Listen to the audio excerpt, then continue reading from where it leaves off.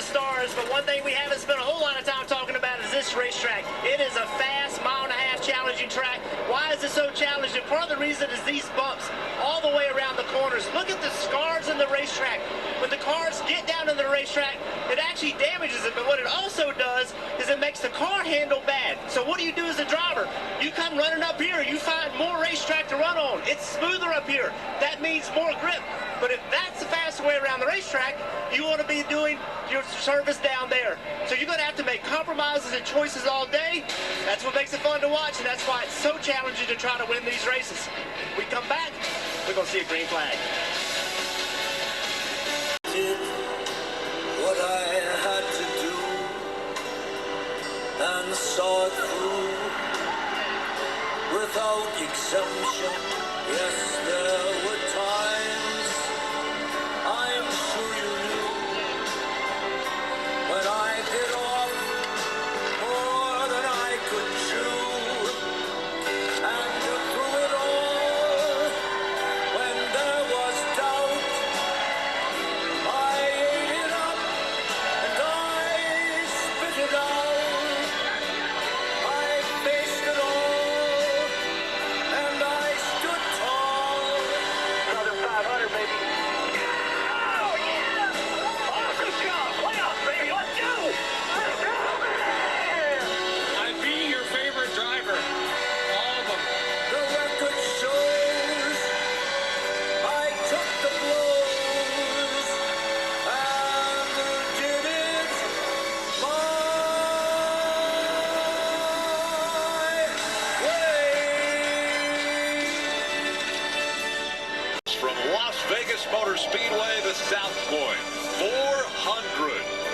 Cars are starting to roll off of pit road. His car was amazing, nearly a 15-second win, and you can see and hear the emotion, the excitement. A Las Vegas native, Monster Energy on the hood, big-time supporter of Riley, and he painted the start-finish line and then was the first guy there. Good for him. Yes. And all right, Junior, you told us about these starts, how important it is to get help.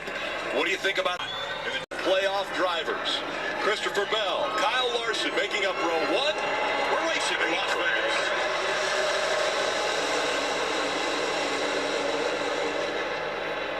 Winding down a little already. Mark Truex Jr. with a good push early for Christopher Bell, and he's able to jump out front. Larson has that second spot. Third still contested.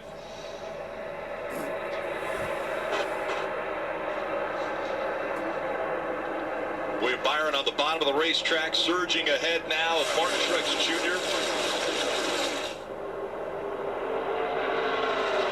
And here comes Byron challenging his teammate for second. And Kyle Busch having a terrific run, ran his way up into the top 5, but you saw that track bar adjustment. His car also too loose for Kyle Busch, and we'll expect a lot of pit stops coming up pretty quick, Steve. Dave? Ryan Blaney coming down pit road now, Marty. His car is building free just a little earlier than they wanted it to, so they'll be making their pressure adjustment here for Goodyear Tires and Fuel, Kim. For Chris Buescher, he said good on that Ford Mustang Ford tires, Sunoco fuel for Chris Buescher under green. Yes, sir. He's talking about being loose, but he doesn't know how hard he can push the car without the back of the car coming around on him. So he doesn't have the feel that he's looking for. He's not just saying, hey, I'm just loose, that's my problem. He's saying, I've got a balance issue, but I can't really identify what my overall grip is. That's what he's saying. Give me a caution, Lord. Give me a caution. For a team trying to figure out how to make the car better. Oh, and there is a caution. What? Yeah, we got a problem on the front straightaway car going off into turn 1 to 43 car. Eric Jones has a problem. Looks like a right rear tire flat on that car. Yep, definitely. Absolutely. There's those right rear tires we talked about. Eric was having a good day, running 15th too, Junior. The difference in this right rear tire is it doesn't look like it hit anything. Now, what kind of damage can be done to the car if the right rear blows a hook there and it came off? So that was probably best case scenario for Eric Jones in regard to damaging the car. Yeah, best case for the body work. I don't know what's better for the diffuser, to be quite honest. Air in the tire. I know what's better. Air in the tire and not drag all that smoke you see. Is kind of dragging some of that underbody, and that can, the car can look perfectly all in one piece, near perfect, maybe a little marks on the right rear, and it can be down 10 or 20% of total downforce. So really interesting decision here with 14 laps to go in the stage, 31 laps on their tires, so new tires are going to be a huge advantage. They only had 8 sets of tires to run the entire race, kind of 3 extra when you look at the math. I believe if you're a playoff, basically the height that right rear is off the ground, that what we're going to do is take a little air out of the right rear tire. Remember, mechanically, you can't lower the car, so just flatten the right rear tire. Well, look at the difference. I mean, over here at the right, it probably came down an inch. Back here around the diffuser, there's no telling how much lower it is. That's a huge aerodynamic. That is why we run low on air. Remind everybody, this is the 9 in practice. Right rear goes down into the fence. You said it earlier, the 5 of Kyle Larson had one he felt, fortunately, and it wasn't just the 9. Daniel Suarez as well, he got lucky, we thought, stayed out of the outside wall, came around, hit the tire barrier on the inside. So with that, tires will be a big conversation, and tires are what every drivers are looking for as they all come down pit road. It is a busy pit road, Dave. Thankfully, Martin Truex Jr. not reporting any issue like that, but he will get 4 new Goodyear tires. He gave James Small, his crew chief, 2 different definitions when he runs the low line and when he runs the high line. They'll make fixes for that. Yeah, did Cliff James. Oh, Truex is trying to keep that 3 wide. He did not want Blaney to be able to drive across his nose like he did now. Look at Byron at the top of the racetrack. Oh, he almost lost it right there. It almost got into the right rear quarter panel of Busch. Riding along with Hamlin and a Coke Zero Sugar on board. And yes, it's 193 laps to go, but the stage points are being paid. Busch is in Busch beer. That's why you're seeing the aggressive racing. Denny Hamlin clear.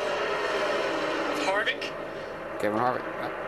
Carson Hocevar in that 42. You got a fast car. Michael McDowell now. On the outside, we saw Buescher at the 17, also trying to make up some ground, but the laps are winding down, and Buescher's only up to 14. The steer wheel just to try to miss the fence. These two are going at it.